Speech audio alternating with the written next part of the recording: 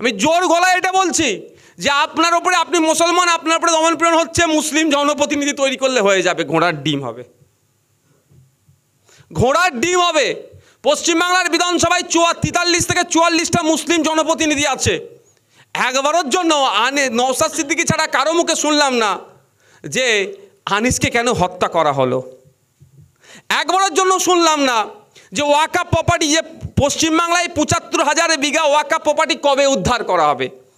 একবারের জন্য শুনলাম না নওশাদ সিদ্দিকী ছাড়া যে আলিয়া বিশ্ববিদ্যালয় সহ পশ্চিমবাংলার সংখ্যালঘুদের আর্থসামাজিকভাবে কীভাবে, মুসলমানদেরকে আর্থসামাজিকভাবে কীভাবে ডেভেলপ করা যাবে। তাহলে তো বাকি 43টা আছে, লাভ কী হবে? ওবিসিদের সার্টিফিকেট বাতিল হয়েছে রাজ্য সরকারের ব্যর্থতার জন্য, দূরদর্শিতার অভাবের জন্য, অপরিপক্কতার জন্য বাতিল হয়েছে। 1993 সালের যে ব্যাকওয়ার্ড ক্লাসের যে কমিশনের যে গাইডলাইন আছে সেটা মেনে হয়নি, ওটা মেনে নতুন করে করলে আবার পেয়ে যাবে। কিন্তু তা না করে সুপ্রিম কোর্টে যাচ্ছে। অবশ্য সুপ্রিম কোর্টে যাওয়া দরকার, কিন্তু ওখানে সে তারিখ পে তারিখ। আমার নিজের 2টো মামলা করা আছে। আমার নিজের নামে একটা মামলা করেছি, আর আমি আর একটা মামলা চালাচ্ছি যার ওবিসি সার্টিফিকেট বাতিল হয়েছে তাকে। আইএসএফের পক্ষ থেকে আমরা 2টো মামলা চালাচ্ছি। তো এই শুনতে বলতে দেখলাম না। পশ্চিমবাংলাতে আমাদের লক্ষ্মীদাদের সমাজ থেকে 18টা এমএলএ আছে। দেউচা পাঁচে মিরে যে অন্যায় হলো, যে অন্যায় চলছে, ফেক এসটি সার্টিফিকেট, পুরুলিয়ার অগরপুরে বিভিন্ন জায়গায় যেভাবে আদিবাসীদেরকে ক্রমশ কোণঠাসা করে তাদের অধিকার কেড়ে নেওয়া হচ্ছে, এবং লেটেস্ট যেটা হয়েছে 2023 সালে যে ফরেস্ট অ্যাক্ট অ্যামেন্ডমেন্ট করে যেভাবে আবার সেই সম্পত্তিগুলোকে, জল জমি জঙ্গলের স্বাভাবিক অধিকার যেটা ছিল যেটা কেড়ে নেওয়ার যেটা চেষ্টা হচ্ছে, কোনো কাউকে বলতে শুনলাম না সেই অর্থে। তাহলে আদিবাসী সমাজ থেকে তো এসটি কোটায় তারা নির্বাচিত হয়ে গিয়েছে, তারা তো গিয়ে আদিবাসী করবে। আমি তো আর মুসলিম কোটাতে থেকে যাচ্ছি না, কিন্তু কথা বলতে দেখলাম না। প্রায় 60-এর অধিক এসসি কমিউনিটির আছে, শিডিউল ক্লাস এসসি, হ্যাঁ 60-এর অধিক আছে, তাদেরকেও সেই অর্থে বলতে দেখলাম না যে কেন এসসি কোটাতে মুসলিম বা চক্রবর্তী ব্যানার্জি চ্যাটার্জিরা চাকরি করবে। এটা বাতিল হওয়া দরকার। তাহলে সংখ্যা যে আমার সমস্যা আমার লোককে পাঠালেই বলে দেবে, এটা না। জনগণের মধ্যে থেকে তাকেই নির্বাচিত করে পাঠান যে আপনার নয়, আপনার সমাজের সমস্ত স্তরের ঘটে চলা অন্যায়ের বিরুদ্ধে কথা বলবে। আর আপনি যদি শুধু দেখেন আমি ওই জাতের টান টানতে স্বাধীনতার 75 বছর পরে এসে আপনাকে কি বলছি, আপনি নাকি 75 বছর পার হয়ে গেল, আপনি নাকি এনআরসিএ করে নাকি আপনাকে তাড়িয়ে দেবে, আর আপনি ভয় খেয়েছেন, উড়ি বাবা রে আমি কোথায় যাবো রে বাবা। আপনি লোক তৈরি করতে পারেননি, তো আপনার হয়ে লড়াই করার লোক তৈরি করতে পারেননি। এই যে আজকে আমরা যে দিবস উদযাপন করছি বৃথা হবে যদি এখান থেকে না আমরা সেই মোটিভেট হতে পারি, এখান থেকে না আমরা সেই শপথ নিতে পারি যে আমরা আমাদের অধিকারের জন্য আমরা আমাদের লোককে যেখান থেকে অধিকার পাবো সেখানে পৌঁছাবো। এখান থেকে আপনাকে দায়িত্ব নিতে হবে, আর নাহলে কিছুই লাভ হবে না। বছরে আসবে 8ই ডিসেম্বর আসবে, 10ই ডিসেম্বর হিউম্যান রাইটস ডে হবে, 8ই ডিসেম্বর মাইনরিটি রাইটস ডে হবে, হবে প্রতি বছর একটা করে হবে, এর থেকে বেশি কিছু হবে না। কিন্তু এই দিনটা থেকে আমাকে কি শপথ নিতে হবে যে আমাকে আমার অধিকার যাতে পাই সেই রকম লোককে ওর ভিতরে একটা পাঠাতে হবে,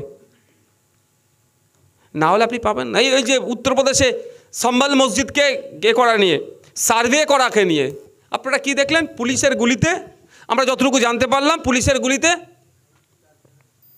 6 জন, টোটাল 6 জন মারা গিয়েছে। স্পট ডেট হয়েছে মনে হয় 4-5 জন, একজন পরে মারা গিয়েছে 2-1 জন। তো কী হয়েছে ওখানে? পুলিশ কার কথাই চলে? পুলিশ জবাবদিহি কার কাছে করবে? পুলিশ মন্ত্রীর কাছে। পুলিশ মন্ত্রীটা কে? জনগণ ঠিক করে দিয়েছে একজনকে। যাই আছে আপনি যাই দেখুন না কেন, ভিডিও চুরি করছে, এসডিও করছে, হ্যান করছে, ত্যান করছে, আবাস যোজনা পাচ্ছি না, যত রকম সমাজে অন্যায় ঘটে যাচ্ছে। অফিসারদেরকে আমরা দোষী দিই, কিন্তু এদের মাথায় জবাবদিহির জন্য আপনি ভোট দিয়ে একটা লোককে বসিয়ে রেখেছি। পঞ্চায়েত ও গ্রাম উন্নয়ন দপ্তরের একজন মন্ত্রী টপে বসে আছে, তাকে আমরা আমাদের জনগণের পক্ষ থেকে মাথায় বসিয়ে রেখেছি। পশ্চিমবাংলার যত পঞ্চায়েতে কি হচ্ছে না হচ্ছে, আবাস যোজনা কী হবে তিনি দেখবেন। তাহলে আমাদের লোকটাকে ঠিক বসাতে হবে। যদি আমরা সঠিক লক্ষ্যে সেখানে না বসাতে পারি, ওই যতই জাল ফেলুন, ছিঁড়া জালে যদি আমি মাছ ধরতে যাই হবে কি? জাল এই মাথা থেকে টেনে ওই মাথায় নিয়ে যাবেন, দেখবেন কিছুই পাবেন না। তাই আপনাদের অনুরোধ এটাই, দেখুন আমাদের মধ্যে সুকৌশলে একটা বিভেদ তৈরি করার চেষ্টা হচ্ছে যে আপনি আপনার অধিকারকে চাইতে পারবেন না। যখনই আপনি আপনার অধিকার চাইতে যাবেন, ওটাকে কমিউনাল টার্ন নেওয়ার সহজে চেষ্টা করবে, ধর্মীয় দিক থেকে আপনাকে ঠেলে দেওয়ার চেষ্টা করবে। এখন যেটা লেটেস্ট কী হচ্ছে বলুন তো, ওয়াকাফ, তাই না? এখন ওয়াকাফ নিয়ে আপনি প্রতিবাদ করছেন, গুটি কয়েক হাতে গোনা পাবেন এই প্রসেনজিৎদাদের মতো মানুষজনদেরকে। তাছাড়া ওয়াকাফ নিয়ে মুসলিম সমাজের বাইরে অন্য কোনো সমাজের মানুষের কথা বলতে দেখতে পাচ্ছেন? বলছে কেউ? এটা উত্তর দেন না ভাই। গুটি কয়েক মানুষ ছাড়া আমি পশ্চিমবাংলার কথা বলবো। কারণটা কি? এটা তো দীর্ঘদিন ধরে এই চাষটা করা হচ্ছে। আর সেই যে ওরা যে ট্র্যাকে নিয়ে যাচ্ছে, আপনিও সেই ট্র্যাকে পড়ে গিয়েছিলাম। সেই ট্র্যাকে এখনও পড়ে আছি, আমি পড়ে আছি, আপনিও পড়ে আছেন। কারণ 2023 সালে আদিবাসীদেরকে জঙ্গল থেকে উচ্ছেদ করার জন্য যে ফরেস্ট অ্যাক্টকে অ্যামেন্ডমেন্ট করেছে, তার বিরুদ্ধে তো আপনি কথা বলেননি। আপনি কি বলেছিলেন? আপনি কি ভেবেছেন যেটা আদিবাসী সমস্যা? আদিবাসী ওরা তো এই ট্র্যাকটা তৈরি করেছে সুন্দর করে। আমরা কথা বলিনি এসটি কোটাতে কেন মুসলমানরা চাকরি করবে, আমরা কথা বলিনি এসসি কোটাতে কেন উচ্চবর্ণের মানুষ চাকরি করবে। আমরা চুপ করেছিলাম কেন? যাদের ওয়াকাফ নিয়ে সমস্যা আজকে, ওটা এসটি এসসিদের ব্যাপার, ওরা বুঝে নেবে।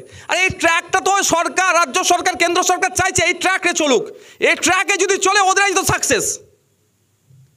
আজকে ভাবার সময় এসেছে। আপনি যদি এখন আশা করেন যে আমার ওয়াকাফ নিয়ে প্রসেনজিৎ বাবু দুটো চিৎকার করুক, আমার ওয়াকাফ নিয়ে লক্ষ্মী হাসদা কিছু চিৎকার করুক, তাহলে আপনাকে বলবো সময় এসেছে এখনো জাগ্রত হন, চিৎকার করুন যে 2023-এর ফরেস্ট অ্যাক্ট যে অ্যামেন্ডমেন্ট করেছে ওটাকে আমরা মানব না, ওটাকে বাতিল করার জন্য চিৎকার করতে হবে। আমার কথাটা অনেকের খারাপ লাগতে পারে, কিন্তু কিচ্ছু করার নেই ভাই। আমার কথা শুনে অনেকে গাল দেয়, দুদিন পরে হয়তো আমার নামে ফতোয়া এসে যেতে পারে, ইসলাম থেকে বেরিয়ে গিয়েছে। কিন্তু আমি একটা কথা বলি, আমি ইসলামটা মানে বংশ পরম্পরায় যেমন পেয়েছি, আবার পড়াশোনা করেও শিখেছি। আমার দাদা পীর রহমতুল্লাহ আলাইয়ের মুজাদ্দেদের কাছ থেকে যে ইসলামিক শিক্ষা আমরা পেয়েছি বংশ পরম্পরায়, সেটা একটা। এবং আমি নিজে পড়াশোনা করেছি, হাদিস তফসির কিতাব পড়ে পেয়েছি। কোনো জায়গায় মানবতার যেখানে হরণ হচ্ছে, সেখানে ধর্মীয় মানে পাঁচিল কোনো জায়গায় তোলেনি। যার সাথে অন্যায় হচ্ছে, যে অন্যায়ের শিকার হচ্ছে, তার পাশে দাঁড়াবার জন্য ওখানে ইসলাম কোনো জায়গায় মানা করেনি। তাহলে আমি কারো বাধা শুনবো না পৃথিবীর। আর আমার দেশের সংবিধান আমাকে রাইট দিয়েছে, কারোর সাথে অন্যায় হলে তুমি তার পাশে দাঁড়াতে পারো। সুতরাং কেউ কি বলছে আমার দেখার দরকার নেই, কে কি সার্টিফিকেট দেবে। আমি আপনাদের অনুরোধ এটাই করব যে যদি মনে করেন আপনার ব্যথাতে কেউ এসে একটু মলম লাগাক, তাহলে আপনাকে অন্যের ব্যথাতে মলম লাগাতে হবে। আমার ভাই একটুখানি ক্লিয়ার কথা, কে কীভাবে ব্যাখ্যা করবেন আমার জানার দরকার নেই, আমি শুধু এইটুকুই বলার ভাই। আজকে এতে সম্ভবত হাফেজ আল আসাদ, এখন এটা কে গিয়েছে এখন, যে ওনার পিতার নাম হচ্ছে হাফেজ আল আসাদ মনে হচ্ছে, সম্ভবত হবে। উনিও প্রায় 25 বছর ধরে করেছিলেন। তো কথা হচ্ছে তার দেখলেন তার সময়ে কি অন্যায় হয়েছে না হয়েছে, অনেক কিছু হয়েছে। কিন্তু এখন যারা আপনার কন্ট্রোলে নিয়েছে, তাদের বার্তাটা কি ছিল বলুন তো? বার্তা অনুযায়ী যদি কাজ করে, অবশ্যই সিরিয়ার ভবিষ্যৎ দাঁড়িয়ে আছে। বার্তাটা কি ছিল? আমরা যে লড়াই করতে যাচ্ছি, লড়াইয়ের মাঝে অন্য কোনো ধর্মের মানুষের সাথে আমাদের লড়াই নয়, কোনো লড়াই হবে না। একদম স্পষ্ট বার্তা ছিল। তারা তাদের সাকসেস ওই জন্য হতে পেরেছে, সেই জন্য তারা তাদের সর্বোচ্চ জায়গায়, তাদের লক্ষ্য ভুল ঠিক আমি সে বিতর্কে যাব না। ইন্টারন্যাশনাল ইস্যু, ওটা ভারত সরকার বলবে। নওশাদ সিদ্দিকী বলতে পারে না ওটা ভুল করেছে কি ঠিক করেছে, ওটা ভারত সরকার বলবে সিরিয়ায় এটা ঠিক হয়েছে কি ভুল হয়েছে। কিন্তু আমি এতটুকু বলতে পারি আপনাদেরকে যে তাদের লক্ষ্যে তারা সাফল্য এই জন্যই পেয়েছে, তাদের লক্ষ্যটা স্পষ্ট ছিল যে আমাদেরকে ওখানে পৌঁছাতে হবে। সুতরাং এই যাওয়ার পথে কারোর সাথে আমরা শক্তি ক্ষয় করব না, কারোর সাথে আমরা লড়াইয়ে জড়িয়ে পড়ব না। ওখানে যখন পৌঁছে গিয়েছে ওরা দেখছে যে এটাকে শুধু এখানে পৌঁছালে হবে না, এদের সবাইকে নিয়ে এইটাকে আবার আগিয়ে নিয়ে যেতে হবে, অর্থাৎ সভ্যতাকে আগিয়ে নিয়ে যেতে হবে। সভ্যতাকে আগিয়ে নিয়ে গেলে প্রসেনজিৎ বাবু বা নওশাদ সিদ্দিকী ছাড়া আগিয়ে যেতে পারে না একটা সভ্যতা। সভ্যতা আগিয়ে যাবে তখনই যখন সর্বধর্ম সর্ববর্ণের মানুষ সকলে মিলে এই সভ্যতাকে ঠেলে নিয়ে যাওয়ার চেষ্টা করবে। একটা মানুষ তখনই সুস্থ মানুষ হবে, তখনই রিজাবেল হবে না, বিশেষ সক্ষম হবেন না, যখন তার সমস্ত অঙ্গ প্রত্যঙ্গ সুস্থ থাকবে। ভারতবর্ষ একটা, যদি আমি মানুষ হিসাবে দেখাই, হিন্দু একটা হাত, মুসলমান একটা হাত, খ্রিস্টান একটা পা, জৈন একটা পা, বা জাস্ট আমি একটা শরীর অঙ্গ প্রত্যঙ্গ, একটা হাত অর্থাৎ মুসলমান যদি দুর্বল হয়ে যায়, একটা পা যদি খ্রিস্টান যদি দুর্বল হয়ে যায়, ভারতবর্ষ কিন্তু সুস্থ আমি চাই না, কোনো মতেই চাই না। কারণ এই সুস্থ ভারতবর্ষ দেখার জন্যই বিনয়ী বাদল দীনেশ, মাস্টারদা সূর্য সেন সবাই আমরা জানি। কিন্তু একটা এর মধ্যে এত ভিড়ের মধ্যে একটা নাম আমরা খুব কম জব করি, সেটা আমরা ক্ষুদিরামেরও নামটা জানি। আমি যখন জেলে ছিলাম আমি তার জীবনে পড়েছিলাম, শহীদ গোপীনাথ সাহা, যাকে জেলে রেখেছিল শ্রীরামপুরে, আমাদের শ্রীরামপুরে বাড়ি, ক্ষেত্রমোহন স্ট্রিটে বাড়ি, শহীদ গোপীনাথ সাহা। কত উনি কুড়ির কটা টপকানি বয়সে, আমরা তো 20 বছরে কেউ নাই, 20 বছর বয়সের উনি টপকাননি। এখন তো 20 ছেলেরা পাবজি গেমার বাইক নিয়ে উঠছে। তখন তিনি দেশের জন্য, আজকের দিনে নওশাদ সিদ্দিকী স্টেজ থেকে উঠে চিৎকার করতে পারবে কারো ক্ষমতা নেই আটকানো, কথাটা এই জন্যই। তখন ব্রিটিশ তো আটকে দিত, বলা যাবে না, করা যাবে না, সে করা যাবে না। 20 বছরের তিনি পার করেনি, তিনি টিনেজেই দেশের জন্য জীবন দিয়েছিল। কিভাবে? শহীদ হয়েছিল, ফাঁসিতে চড়িয়েছিল, তার লাশ পর্যন্ত, তার দেহ পর্যন্ত তার পরিবারকে দেয়নি। তাই আমি আপনাদের বলবো, এই দেশ অনেক মানুষের আত্মত্যাগ আত্মবলিদানের ফলে তৈরি হয়েছে। এই দিল্লির জমিনে প্রায় 90,000 আলেম উলামাদেরকে শহীদ করেছে ব্রিটিশ বর্বররা। বিভিন্ন ধর্মগুরু থেকে শুরু করে সাধারণ মানুষজন, নারী পুরুষ নির্বিশেষে শহীদ হয়েছেন। আত্মত্যাগ আত্মবলিদানের ফলে আমরা এই সংবিধান পেয়েছি, পৃথিবীর শ্রেষ্ঠ, পৃথিবীর সব থেকে বড় লিখিত সংবিধান পেয়েছি, আমরা অধিকার পেয়েছি। তো এখন এটাকে ভুলণ্ডিত করার চেষ্টা করছে। কারণ কেন সুযোগ পাচ্ছে? আমরা ওরাতে আমরা চলে গেছি। ওই আমরা ওরাতে আমরা যত যাব, এরা একের পর এক অ্যামেন্ডমেন্ট করবে, একের পর অ্যামেন্ডমেন্ট করে আপনার আমার জনগণের হাতে যে ক্ষমতা দিয়েছিল সেগুলোকে ক্রমশ কেড়ে নেবে। কেড়ে নেওয়ার পরে কি আসবে? আবার সেই কোম্পানিরা জানতে চলেছে, আবার সে প্রেসিডেন্সিয়াল রুল চালাবে। আমাদের এখানে তো প্রেসিডেন্সিয়াল রুল নয়, চালানোর চেষ্টা হবে, মানে রাজা আর প্রজাদের মতো ট্রিট করা হবে আমাদের সাথে। কিন্তু গণতন্ত্রে আমরা সবাই রাজাই, রাজার দেশে, সেটা আমরা ভুলে যাচ্ছি। এটা আমাদেরকে ভাবতে হবে যে আমাদের এক ক্ষমতাতে মোদি গদিতে বসতে পারে, আমাদের এক ক্ষমতায় ভোটে মোদিকে নাবাতে পারি, আমাদের ভোটে আমরা মমতাকে চেয়ারে বসাতে পারি, আমাদের ভোটে আমরা মমতাকে নাবাতে পারি। এত ক্ষমতা আমাদের হাতে, ক্রমশ যত দিন যাচ্ছে কিন্তু এই ক্ষমতা কাড়া হচ্ছে। এবার আপনাকে ভুলিয়ে রেখেছে কি? আপনি মুসলমান, আপনার সমস্যা এটা। লক্ষ্মীবাবুকে ভুলিয়ে রেখেছে আপনি আদিবাসী, আপনার সমস্যা এটা। নওশাদ সিদ্দিকীকে ভুলিয়ে রেখেছে, আপনার সমস্যা এটা। যে যার আলাদা আলাদা সমস্যাকে দেখিয়ে ভুলিয়ে রাখার চেষ্টা করেছে। কারণ সবাই যদি এক জায়গায় চলে আসে তাহলে ওই কৃষক আন্দোলনের মতো হয়ে উঠবে। মোদি কেন, মোদির বাপও আটকাতে পারলো না তাদেরকে, আবার নতুন করে শুরু হচ্ছে। তাদের মোদিজিকে বা বিজেপি সরকারকে মাথা হ্যাট করতে বাধ্য হয়েছে কৃষকদের কাছে। কৃষকরা কি পাঞ্জাবি কৃষক, মুসলিম কৃষক, শিখ ইসাই কৃষক কেউ ভাবেনি, হিন্দু কৃষক ভাবেনি। কৃষক তো কৃষক, আমরা কৃষক সমাজ ঐক্যবদ্ধ লড়াই নেমেছিল, মোদিজিকে মাথা হ্যাট করতে বাধ্য হয়েছে। আমরাও যদি দিনের শেষে মানুষ এই পরিচয় নিয়ে আমাদের অধিকার হনন হচ্ছে, সংখ্যালঘু দিবসে আমাদের সংখ্যালঘুদের শুধু অধিকার নয়, সংখ্যাগুরুদের অধিকার নিয়ে হরণ হওয়া নিয়েও যে চর্চা আমরা করছি, এটাই আমাদেরকে আগামী দিনের পথ দেখাবে। তাই আমি আপনাদের বলবো, কটা বাজে? হ্যাঁ, অনেক বুকে ফেললাম তো। তাই আমি আপনাদের এটা অনুরোধ করে আমি বক্তব্য শেষ করছি যে অন্যায়কারীকে অন্যায়কারী হিসাবেই দেখা হোক, তার ধর্মীয় পরিচয় কি পাতা উল্টে দেখার প্রয়োজন নাই, তার রাজনৈতিক পরিচয় কি পাতা উল্টে দেখার পরিচয় নয়। শুধুমাত্র অন্যায় করেছে, অন্যায়কারী শাস্তি পাক, সেই নিয়ে আমাদেরকে চিৎকার করা হোক। আর যার সাথে অন্যায় হয়েছে তার পাশে দাঁড়ানো আমাদের দরকার। ঠিক যেভাবে আমরা দাঁড়িয়েছিলাম সোদপুরের আমার ওই নির্যাতিতা তিলোত্তমার পরিবারের পাশে, আজকেও আমাদেরকে দাঁড়াতে হবে নির্যাতিতার পরিবারের পাশে, আনিস খানের পরিবারের পাশে দাঁড়াবো। যত অন্যায় ঘটে যাচ্ছে ঘটেছে, যাদের সাথে অন্যায় যারা শিকার হয়েছে তাদের পাশে থেকে যতক্ষণ না তারা ইনসাফ পাচ্ছে তাদের জন্য আমাদেরকে লড়াই করে যেতে হবে। চাই সেটা জল জমি জঙ্গলের অধিকার হতে পারে, দেবত্ব সম্পত্তি উদ্ধারের জন্য হতে পারে, আপনার রিফিউজি ল্যান্ড উদ্ধারের জন্য হতে পারে, ওয়াকফ সম্পত্তি উদ্ধারের জন্য হতে পারে, বা আপনার আমার শিক্ষা স্বাস্থ্যের যে ফান্ডামেন্টাল রাইটস যেটা বিহাত হয়ে যাচ্ছে সেটাকে সেটাকে বাস্তবায়ন করার জন্য আমাদেরকে লড়াই করতে হতে পারে। আমাদের লড়াইটা তাহলে কি হবে?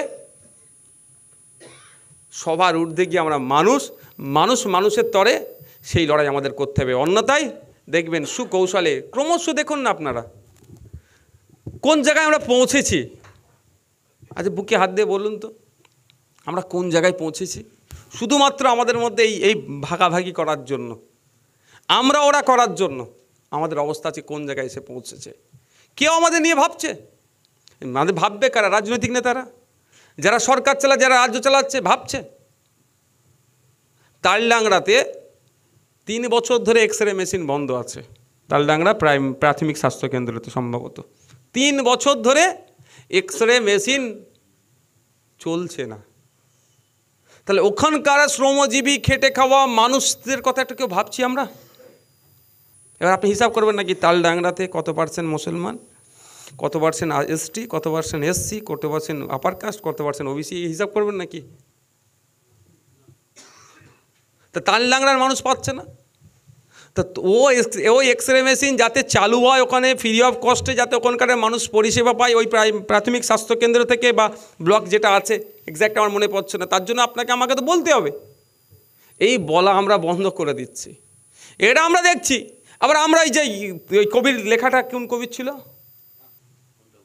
যে আমাদের কল্লোলবাবু বললেন, আখতারুজ্জামান আজাদ সাহেবের কবিতা লেখা প্রথম পড়লে আমি মুসলমান আমার গা জ্বালা করে উঠবে, তারপরে শুনতে ভালো লাগবে হিন্দুদের দিচ্ছে, প্রথম হিন্দু ভাইরা বলবে দিচ্ছে মুসলমানদের, পরস্পর এক একজনে গা জ্বালা করে উঠবে। যখন আমাদের গা জ্বালা বন্ধ হবে এটা ভাববেন, যেই দিন কি আমাদের গা জ্বালা বন্ধ হবে এই কবিতার ব্যাখ্যাটা আমরা নিজের মস্তিষ্ক থেকে করব যে না সত্যি তো আমি এই কবিতা অনুযায়ী কোন জায়গায় দাঁড়িয়ে আছি, সেই দিনই আমরা সভ্যতাকে এগিয়ে নিয়ে যেতে পারবো। এখানে সংখ্যালঘুর ব্যাপার কিছু নাই। আর যেদিনকে আপনি ভাববেন অন্যের বিপদে নিজের মনে যতক্ষণ না আগুন জ্বলছে, ওটা বিপদ হয়েছে আমাকে বিপদ ঝাঁপিয়ে পড়তে হবে, এই যতক্ষণ না আমি তৈরি করতে পারছি আমাদের এই দুরবস্থা হবে।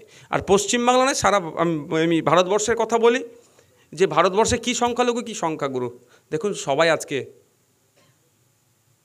একটা ভয়ঙ্কর কালো মেঘের নিচে দাঁড়িয়ে আছে। আমি দায়িত্ব নিয়ে বলছি, ভয়ঙ্কর কালো মেঘের নিচে দাঁড়িয়ে আছে গুটি কয়েক মানুষজন যারা সাম্প্রদায়িক চিন্তাভাবনা নিয়ে চলার চেষ্টা করছে। তাদের জন্য পশ্চিমবাংলা ভারতবর্ষের সংখ্যালঘু থেকে সংখ্যাগুরুরা, ভারতীয় নাগরিকরা আছে কালো মেঘের নিচে আছে।